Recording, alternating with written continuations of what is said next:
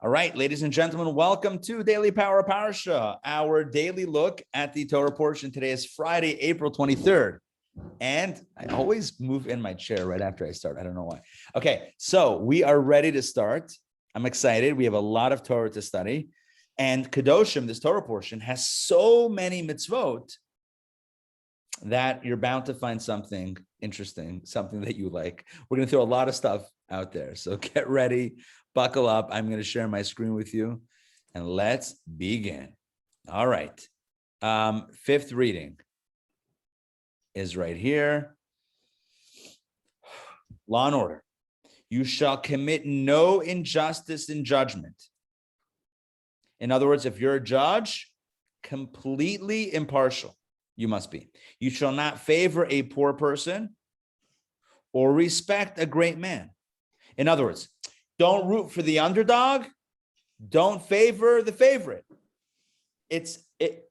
Whatever's right, whatever's wrong, that's how it should work. Don't lean it either way, out of Rahmanis or out of currying favor. Both ways are nish kosher, not kosher. You shall judge your fellow with righteousness. By the way, this is not talking about you and I. Unless you have a black robe and whatever, right? And are a judge, otherwise we are not supposed to judge our fellow, right? We're not supposed to be judging each other.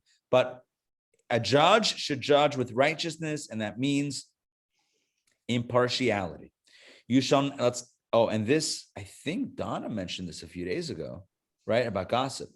I think you mentioned this. Verse 16, you shall not go around as a gossip monger amidst your people. Here's the prohibition against gossip. It's peddling information. And then it says in the same verse, you shall not stand by the shedding of your fellow's blood. I am the Lord. Which there's the verse without, actually combined, stating the connection. The fact that these 2 points are juxtaposed in the same verse tells us that gossiping is akin to murder. And that's what it says in the Talmud. One who gossips and defames someone else's character, it's like they killed them. It's character assassination, right? Even in English, we have that phrase. So the idea of gossiping and the idea of don't stand by your fellow's blood, in other words, like you can't allow someone to be murdered without doing anything, also means if you're in a conversation and somebody's talking smack about someone else, as the kids used to say at some point, right? If someone's ripping into someone else's character, don't allow that to happen. It's not right. Certainly, we should not be the instigators of such conversation. Let's continue. You shall not. Oh, I'm sorry. There is another thing that we learned from the juxtaposition.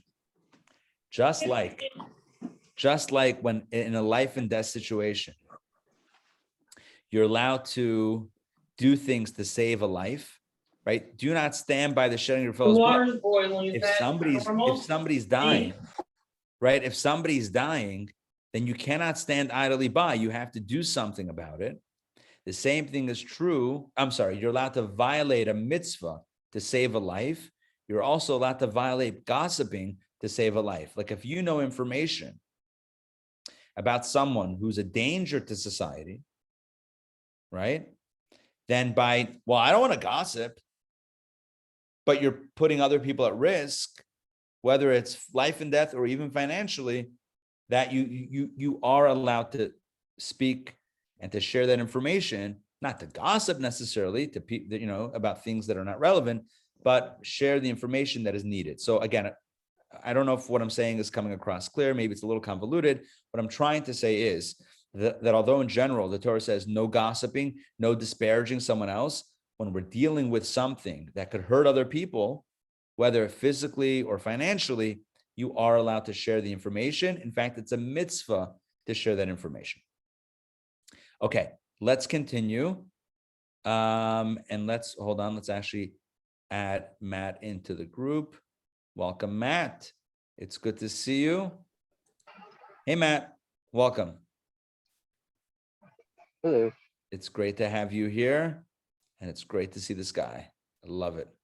Okay, back inside verse 17. Look at this. You shall not hate your brother in your heart. You shall surely rebuke your fellow, but you shall not bear a sin on his account. And again, these 2 points are connected. No hating someone in your heart. And then when you rebuke them, it will come from a place of love. If somebody bothers you, if you're bugged, and then you're like, why are you doing that?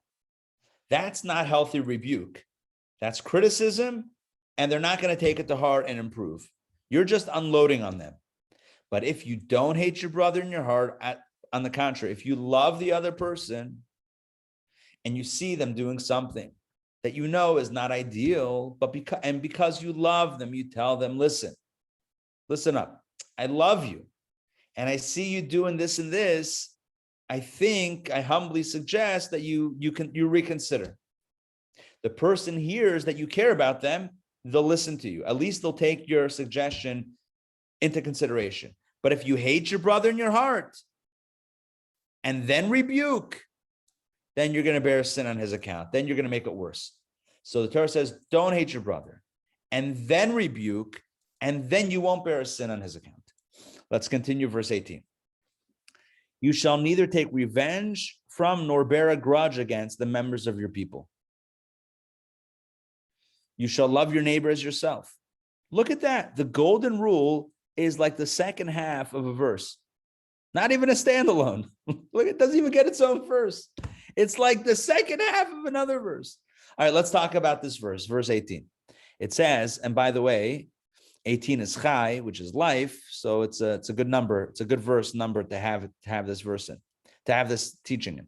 It says, don't take revenge or bear a grudge. What's the difference? Okay, so the Gemara says, the Talmud says, it's like this. Revenge would be, you asked your neighbor to borrow the lawnmower, and they said no. Then they asked you to borrow the hedge clippers, so you said no. That's revenge, right? You didn't lend me your stuff. I'm not lending you my stuff. That's revenge. Bearing a grudge is different. It's when when you asked for the lawnmower, they said no. They asked you for the lawn clippers, you said yes, not like you, who didn't give me the stuff, right? That means you're still holding on to it, right? I'm not going to be like you.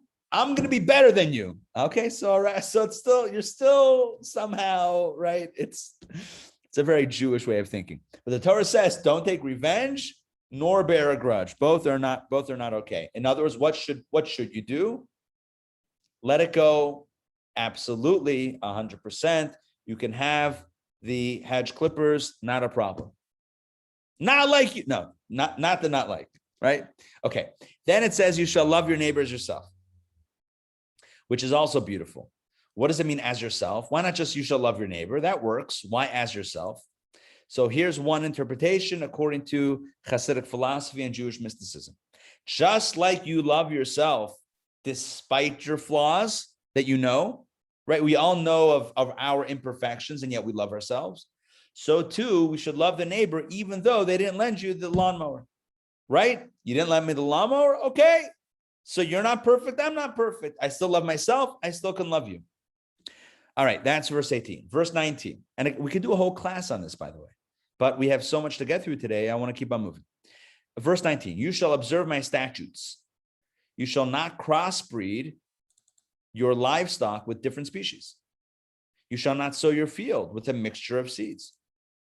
And a garment which has a mixture of shatnez shall not come upon you. 3 prohibited mixtures. Number 1, no crossbreeding animals, no crossbreeding plants, and no wearing of wool and linen together in the same garment or thread or whatever it is.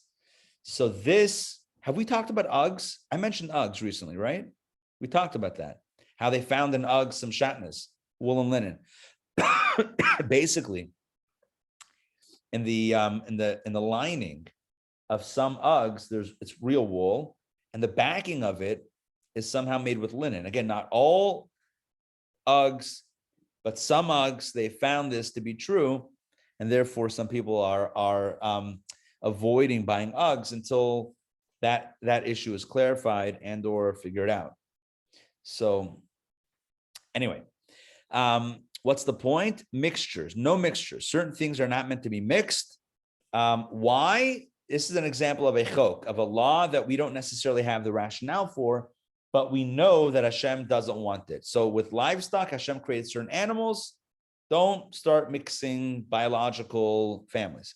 When it comes to plants, also same thing. Don't start mixing biological stuff.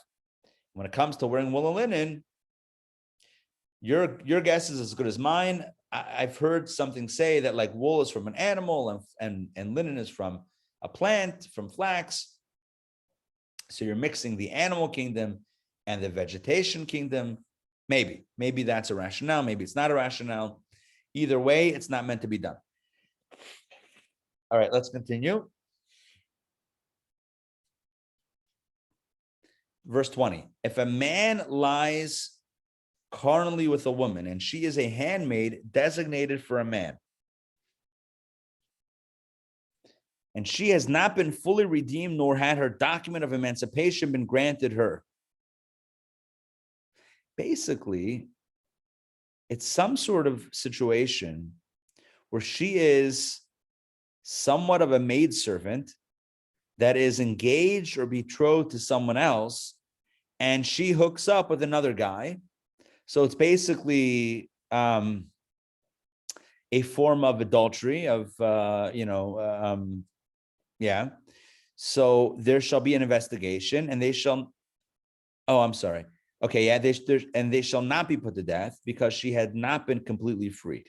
So I guess because she's still somewhat of a maidservant, it has a bit of a. I guess it's not that relationship. It does not trigger a capital punishment like a more typical case, if you will, of infidelity might in accordance with biblical law.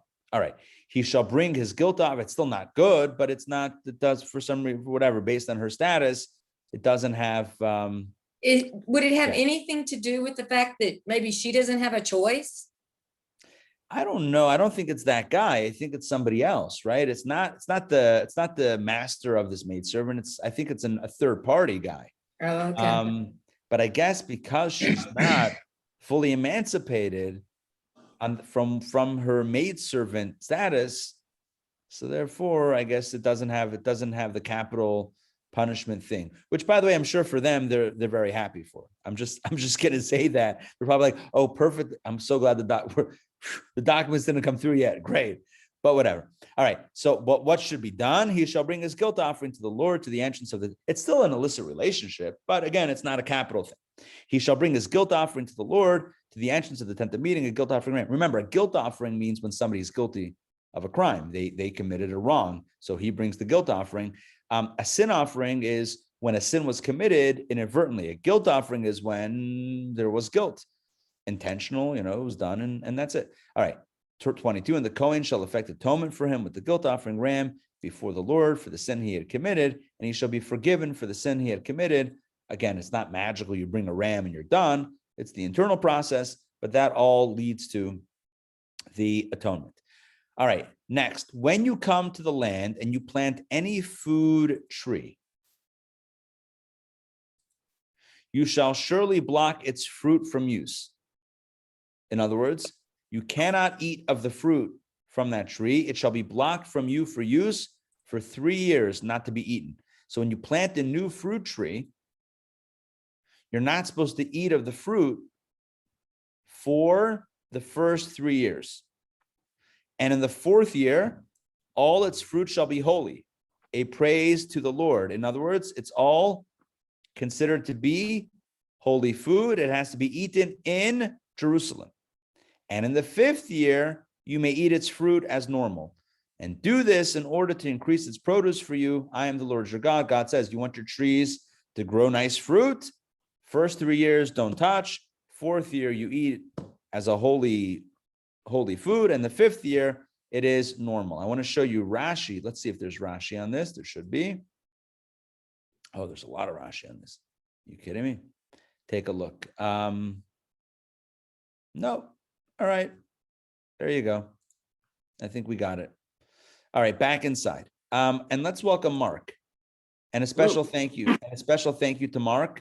I mentioned to Ray about the sponsorship next week, and Mark initiated this and coordinated this. So thank you, Mark, for for the sponsorship. Very meaningful. Couldn't do it for a nicer person. Nice. Ray, we all love you very much. You need to know Thank that. you. It's reciprocal. Thank you. Okay, good. All right, back inside. 26. You shall not eat over the blood. Ooh. All right. I'll make sure to take that off my to-do list. You shall not act on the basis of omens or lucky hours.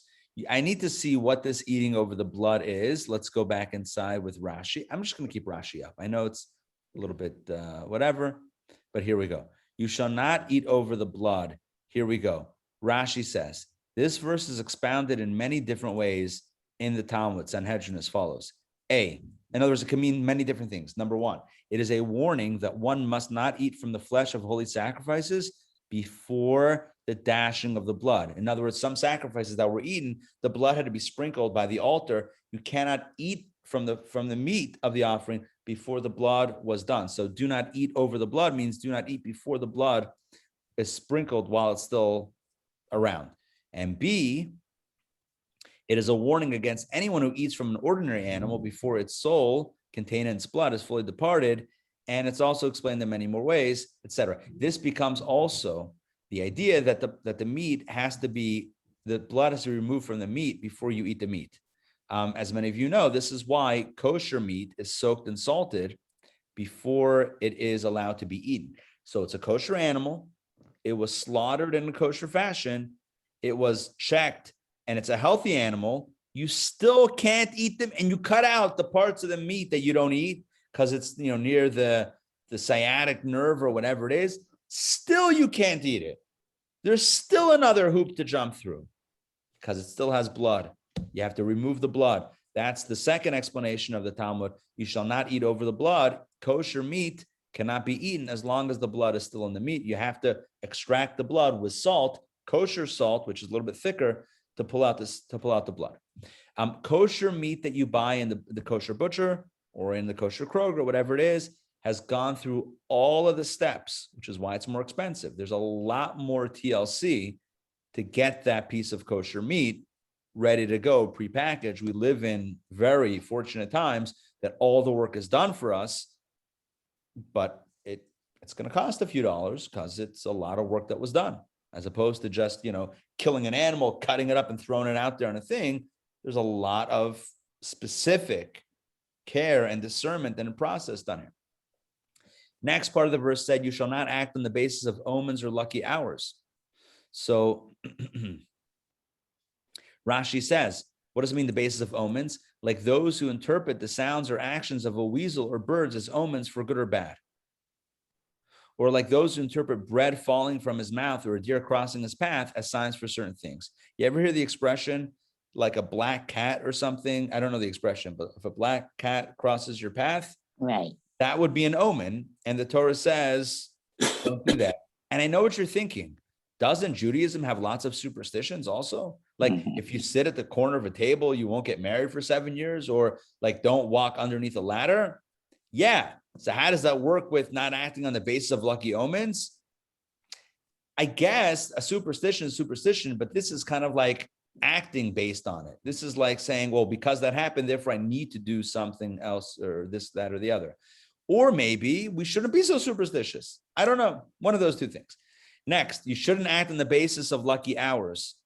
Whenever I hear the word lucky hours, I always think of Lucky Charms and that commercial where the guy speaks with the Irish accent, and I cannot get it out of my head.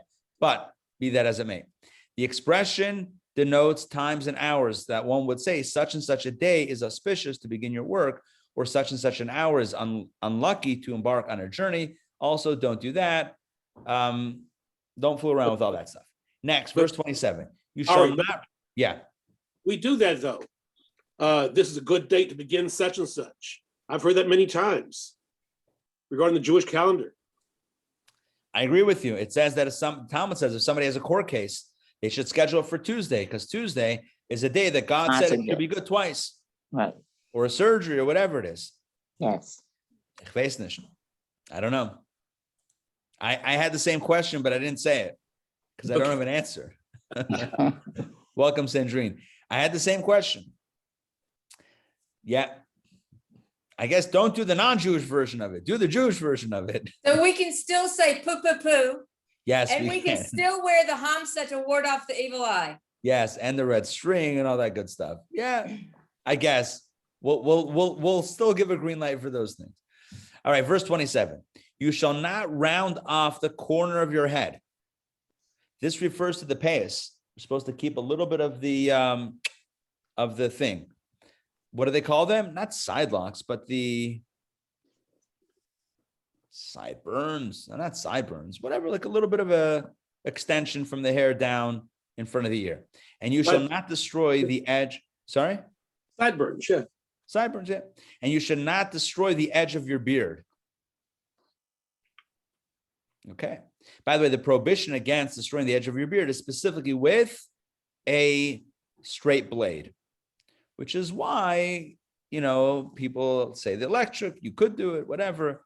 But of course, the Hasidic custom is you grow out the beard. And by the way, nowadays it's hip. So like it totally works, right? There used to be a website called Hasid or Hipster. You can't even tell anymore because like everyone's like, I see, listen, this is no joke. I see around our area, our neighborhood, right? The Highlands, like I see people and I'm like, you look like a rabbi. You look like one of my rabbis in yeshiva back in the day. And it's like, it's cool. Like we're on the same, it's like, hey, beard to beard. There's a salon on Highland. Nice. Special for beard and Really? mustache and yeah. Did I ever tell you Right about by my house. Nice. Did I ever tell you about my beard product friend from Israel? No. A guy found the podcast, any Israeli guy or American guy living in Israel. And he's like, I love it. Can I send you some of my beard balm? I'm like, sure. He makes this beard balm. He sent me esrog flavored beard balm. I literally have it. I'm in my house. I could go get it for you. It's in a metal tin. It's like this stuff that you put in your beard to make it smooth, I guess, and shiny and whatever. I've used it a few times. If he's listening, yes, it smells amazing. It's very cool. It smells amazing. I don't always use it, but it is. It's a very intriguing product for the beard. By the way, Sandrine, regards from Ariel. I saw him in the store today. I know. You tell me. we were The schmoozing. paparazzi. I was helping him find stuff, but I couldn't find it either. So anyway, he had to ask somebody who actually worked there. All right. Yeah. I see that. All right, let's continue. You shall now, this is very powerful stuff. Verse 28, you shall not make cuts in your flesh for a person who died. In other words, in mourning and in sorrow and pain, it used to be that people would actually gouge at their own skin, cut themselves. Torah says, don't do that. You shall not etch a tattoo on yourselves. I am the Lord. So 2 prohibitions about cutting or otherwise damaging the skin, cutting into the flesh or etching a tattoo. So just to read Rashi here, this cutting in the flesh, this was the practice of the Amorites to make cuts in their flesh when a person related to them died. So don't do that. It's a not a Jewish custom. Or etch a tattoo. That is an inscription etched and sunken, never to be erased. Now, it's a permanent tattoo, for one etches it with a needle and it remains permanently black. So specifically, the type of tattoo that is prohibited is a black tattoo that is permanent, etched with a needle into the body. That is the Torah prohibition. Okay. I'm just shocked here to see Greenberg. I'm like, according to Greenberg, who's Greenberg? But it's the editor's notes in Rashi. Rashi is not quoting a Green. He's like, yeah, Greenberg from down the street told me. No, this is not Rashi. This is in the brackets. I don't know who wrote that, but that's actually hilarious. Is it not Zalmi? Is Greenberg his last name? Goldberg. Oh, Goldberg. But who's counting? Right, Greenberg, Goldberg. I'm sure we have a Greenberg. I'm sure there's a Greenberg somewhere. All right, you shall not defile your daughter by making her a harlot, lest the land fall into harlotry and the land be filled with immorality. All right, well, I think that's a good law to have in the books, right? Don't take a look at Rashi. This speaks to a person who hands over his unmarried daughter to have relations that are not for the purpose of marriage. That's not it's not a thing. I mean, yeah. Unfortunately, we know in many parts of the world that's a practice that is done, and that's not a Torah sanctioned practice. You shall observe my Sabbaths and revere my sanctuary. I am the Lord. What does it mean to revere my sanctuary? So Rashi says, look at this. One may not enter the Temple Mount with his walking staff, his shoes, with his money belt, or with the dust on his feet. Look at that, right? Don't come in like a tourist with a if there were cameras, then he would say also, don't come in with the big gold minolta. Minolta? Is that a thing anymore? Right? On a strap around your neck, right? With sandals and a fanny pack. It's not the look for the temple. You come into the temple, you got to come in with the right decorum. And although I warn you regarding the holiness of the sanctuary, nevertheless, you shall observe my Sabbaths. The construction of the sanctuary does not supersede the laws of the Sabbath. Again, Rashi explains the justification it's 1, 2, 3, 4. of these two parts of the verse. Next, verse 31. You shall not turn to the sorcery of Oath or Yidoni. And you're thinking, well, what are they? Don't turn to them. Boom, there's your answer. See that? You're curious. Don't. Don't explore. Don't do it. You shall not seek these and thereby defile yourselves over them. I am the Lord. Okay, but actually, let's go into Rashi, because Rashi does explain. Over Yidoni, this is a warning against one who practices the sorcery of over Yidoni. And what are these forms of sorcery? Inquiring minds want to know. One who practices the sorcery of Oath is Pitom the sorcerer. He communes with the dead, as it were, by raising the spirit of the dead, and then speaks from his armpit. Okay, listen. If you're going into one of these shops and the guy's like, hey, I can call upon the deceased and they're going to speak from my armpit, the Torah says run far away. And I would also say run far away. All right, that's Oath. What about Yidoni? And one who practices Yidoni inserts the bone of a creature called Yida'ah into his mouth, and the bone speaks from his mouth. All right. Don't do these things. Do not seek to occupy yourselves with these types of sorcery, for if you do, you will become defiled, blah, blah, blah. Okay, not good. Next, verse 32. You shall rise before, listen, we're moving quickly through different styles of commandments. You shall stand up, rise before a venerable person. Right? Before a scholar, before a sage, stand up out of respect. And you shall respect the elderly. And you shall fear your God. I am the Lord. So where's the source for getting up and giving your seat on the bus to an older person? Boom. Chapter 19, verse 32 in Leviticus. Yeah. Respect the elderly, rise before a venerable person. These are very important mitzvot. We're up to the 6th reading. Here we go.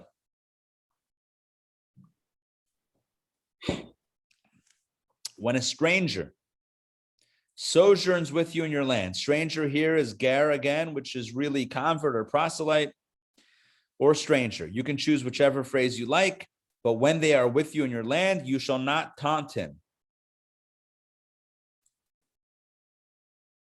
This is harass. Look at Rashi. Yeah. For instance, do not say to him, only yesterday you were an idol worshiper, and now you come to learn Torah, which was given by God himself. Don't do that. It's a Torah prohibition, not to say, who do you think you are to study Torah? That is not okay. That's not cool. The stranger who sojourns with you shall be as a native from among you. Treat them like a native. I don't like that word native, but treat them like they were born into it.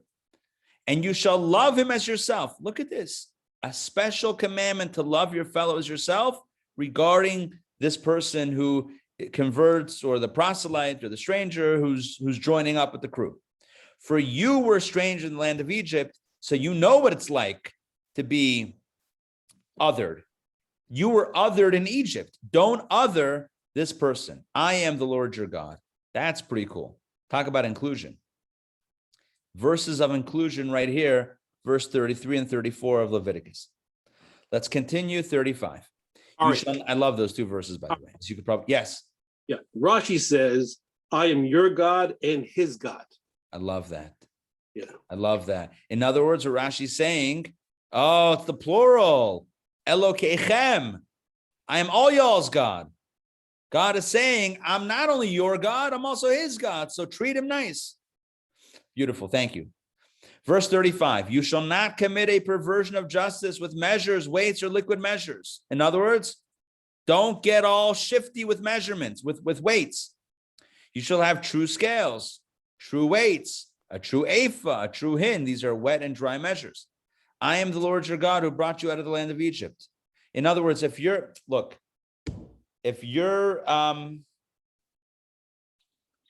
know what? It's actually, I was just in Kroger and I bought, what did I buy that sold by weight? I bought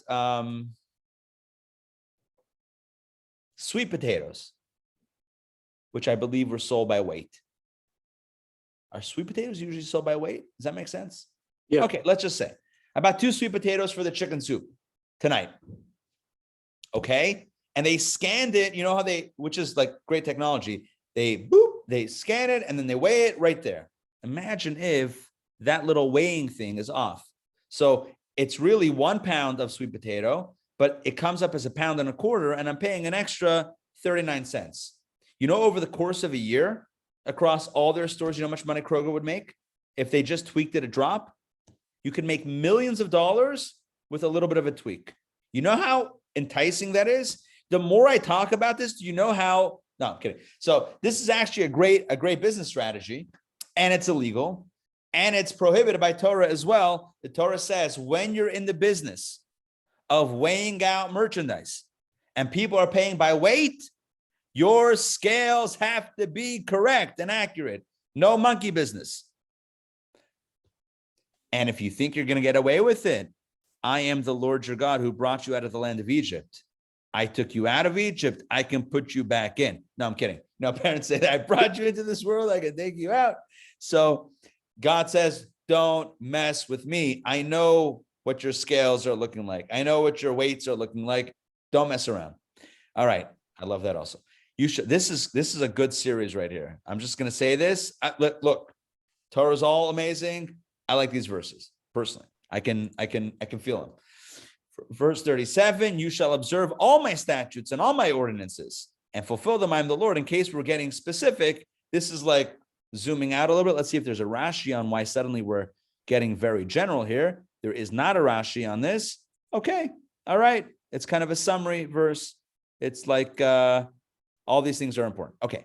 Next, Leviticus chapter 20. Let's move on. And the Lord spoke to Moses saying, and to the children of Israel you shall say, any man of the children of Israel or the strangers who sojourn among the converts or proselytes who gives any of his offspring to Molech. Oh, remember Molech? That was the fire god thing. Anyone who gives their kid over to this thing shall surely be put to death. In other words, this is a capital crime. The parents are committing a capital crime by putting their kid through this idolatry. The people of the land shall pelt them with stones. And I will set my attention upon that man. And I will cut him off from amidst his people. I mean, you would think after capital punishment, like what else could be done? Like, that's it. Executing. And also you can't come to the party, Shabbat dinner. It's like, what? Dude, we already pelted him. Yes, Mark. Interesting Rashi. Yes, that's by the court. But Rashi says, and if the court does not have the power, the people of the land assist them.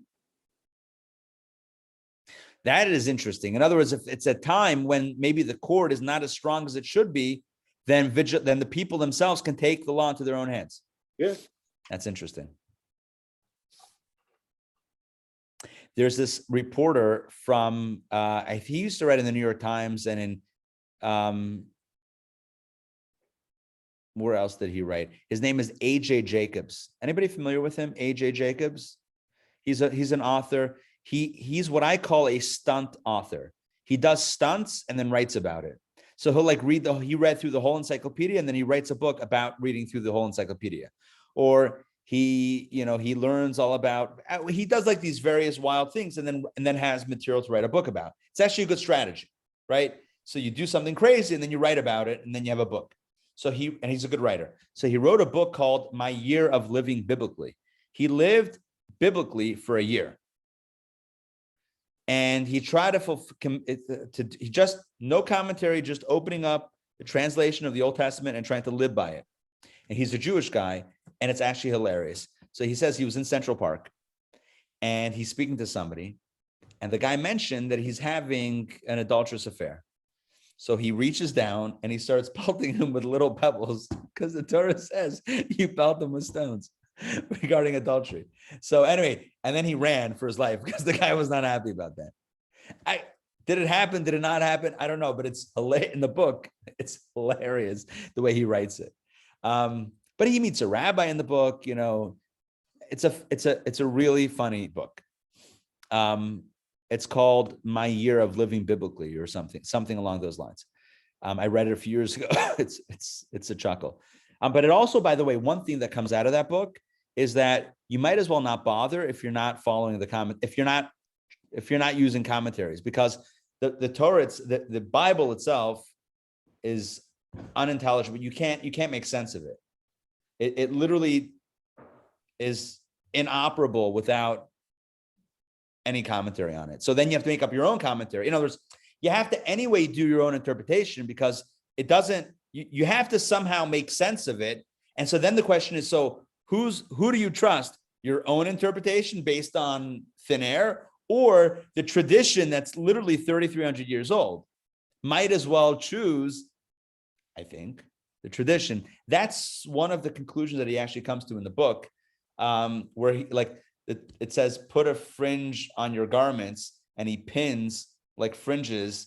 And then it's like, oh, tzitzis is at the core. Oh, there's an actual garment, like a talit, that comes with fringes. That makes sense. But anyway, all right. I hope that makes sense what I'm saying. Back to our story. So we're talking about someone who gives his kids to the Molech idol, that fire thing. Verse 3, I will set my attention upon that man. I will cut him off from amidst his people, because he gave his offspring to Molech in order to defile my holy ones. I think that means the kids. And profane my holy name. Let's see Rashi on that, actually.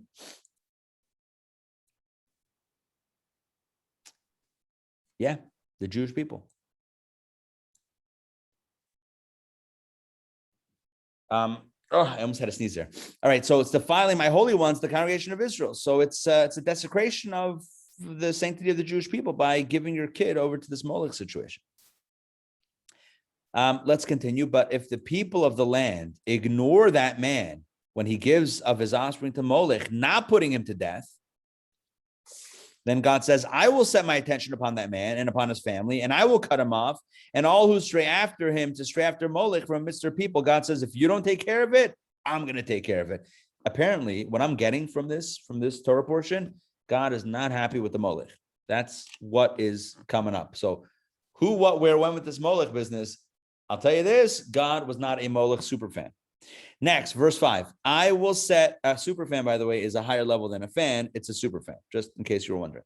Next, back inside. And the person who turns to over Yidoni, right? Hey guys, look, I can talk out of my armpit, right? Or the Yidoni, look, I've got a bone in my mouth. To stray after them, I will set my attention upon that person. I will cut him off from amidst his people. So also God says, I'm going to stop that guy for over Yidoni. That's not cool. Verse 7, you shall sanctify yourselves and be holy, for I am the Lord your God. The implication is that all of these prior mentioned things are unholy actions, occult actions, black magic stuff, or whatever it is, cults and idolatry and paganism, not kosher. Next, and you shall observe my statutes and fulfill them. I am the Lord who sanctifies you. For any man who curses his father or his mother shall be put to death.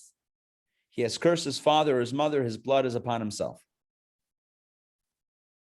I mean, that's kind of extreme, right? Cursing father and mother. And Rashi says it's even after their death. So his blood is upon himself, meaning this refers to the death penalty by stoning. So it's a capital crime to curse one's parents. Okay. And any man who commits adultery with another man's wife, committing adultery with the wife of his fellow, the adulterer and the adulteress shall surely be put to death. We had that before. And A.J. Jacobs didn't carry it through, but he did a small pebble version. And a man who lies with his father's wife has uncovered his father's nakedness. Both of them shall surely be put to death. Their blood is upon themselves. And we're now getting back into those prohibited relationships. And any man who lies with his daughter-in-law, both of them shall surely be put to death. They have committed depravity. Their blood is upon themselves. And any man who lies with a male as one would with a woman, both of them have committed an abomination. They shall surely be put to death. Their blood is upon themselves. Again, a difficult verse to understand with modern sensibilities, with the world as it is. But nonetheless, we are studying the Torah as it is. And a man who takes a woman and her mother, it is evil counsel. They shall burn him and them in fire, and there shall be no evil counsel in your midst. A lot of doom and gloom and capital punishment here in these verses. And a man who lies with an animal shall surely be put to death, and you shall kill the animal. And a woman who comes close to any animal so that it will mate with her, you shall kill the woman and the animal. They shall surely be put to death. Their blood is upon themselves. And a man who takes his sister, whether his father's daughter or his mother's daughter, and he sees her nakedness, and she sees his nakedness, it is a disgraceful act, and they shall be cut off before the eyes of the members of their people. He uncovered his sister's nakedness, he shall bear his sin. And a man who lies with a woman who has a flow, and he uncovers her nakedness, he has bared her fountain, and she has uncovered the fountain of her blood. Both of them shall be cut off from the midst of their people. And you shall not uncover the nakedness of your mother's sister or your father's sister, for he would be bearing his close relative. They shall bear their sins. And a man who lies with his aunt, he has uncovered his uncle's nakedness. They shall bear their transgression. They shall die childless.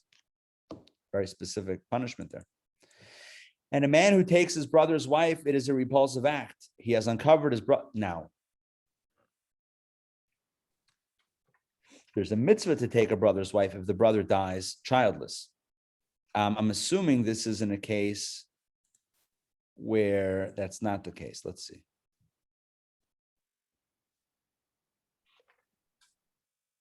Rabbi, isn't it something about the shoe, like the Yeah. brother?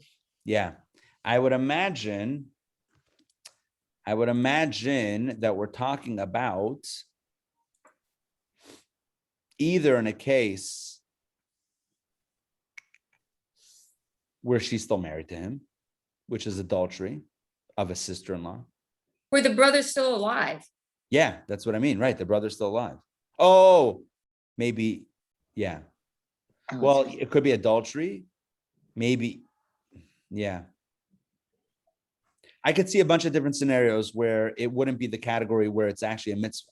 It's a mitzvah if the brother died and they were childless, and it's marrying her and propagating, the name of the brother, spiritually through the offspring, hopefully. But I guess this is a different case. Either the brother's alive or they're still married, and it's adultery also on top of all this, etc.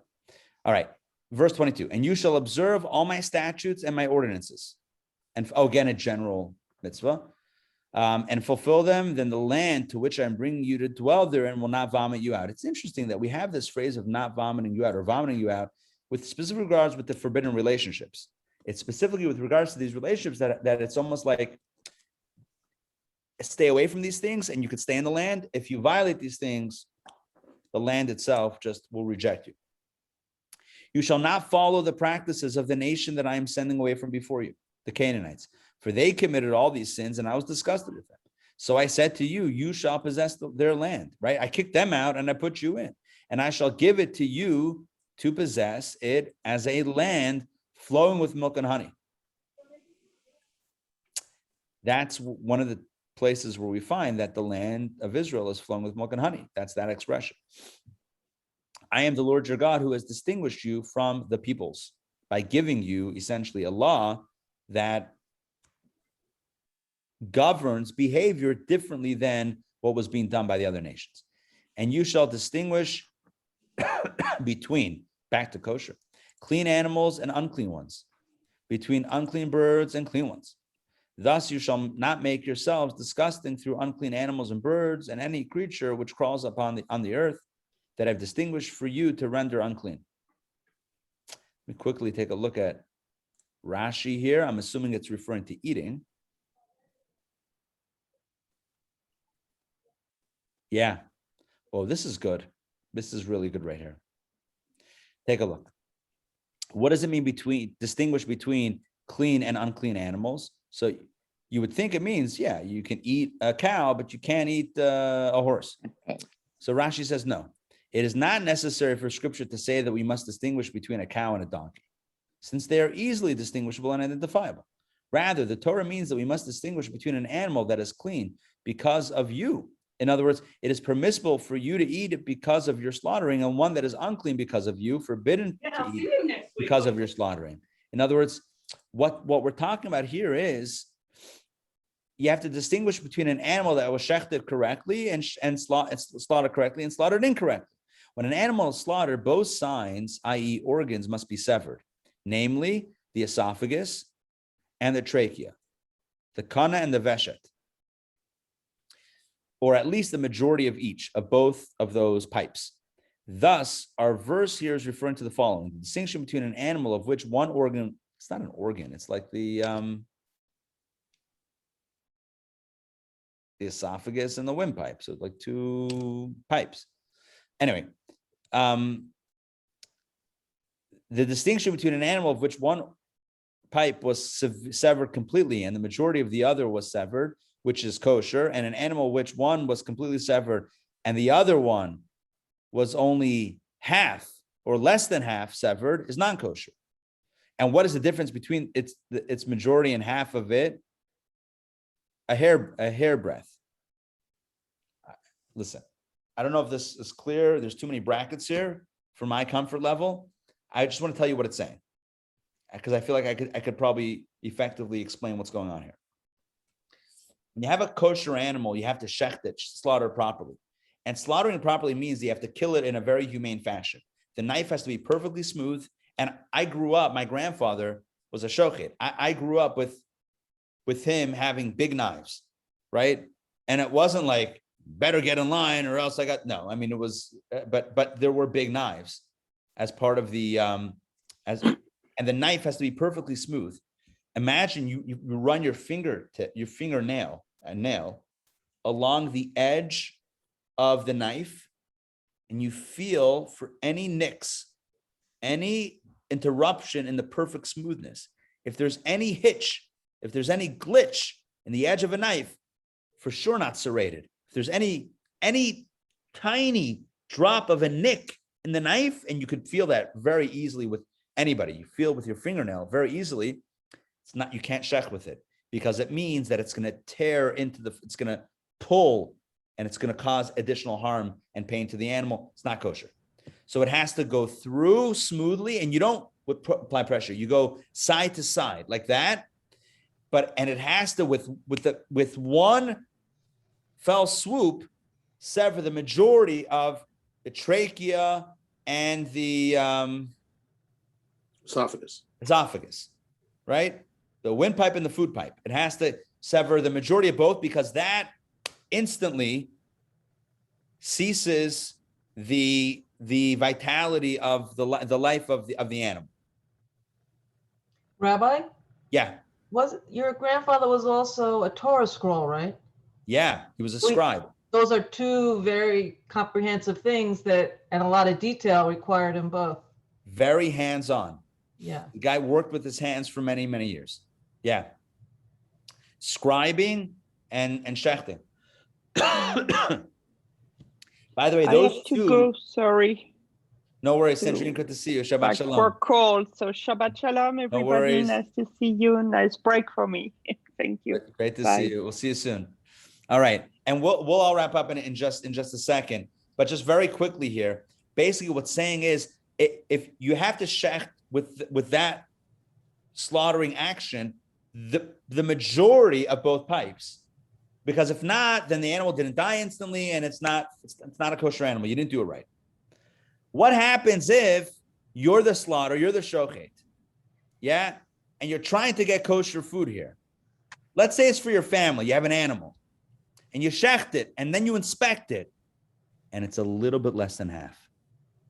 And you're tempted to say, yeah, it's fine. The Torah says you have to make the distinction. You shall distinguish between clean animals and unclean ones, not between a cow and a donkey, but between a millimeter. A millimeter. Whether you shechted it right or you shechted it wrong. Thus, you shall not make yourself. Okay, we already read that verse. Fine, let's continue. And you shall be holy to me. For I, the Lord, am holy. As we began this Torah portion, Kedoshim. Once again, it says Kedoshim, you shall be holy. And I have distinguished you from the peoples to be mine, giving you unique laws, etc. And once again, let's talk about the armpit and the mouth bone talking.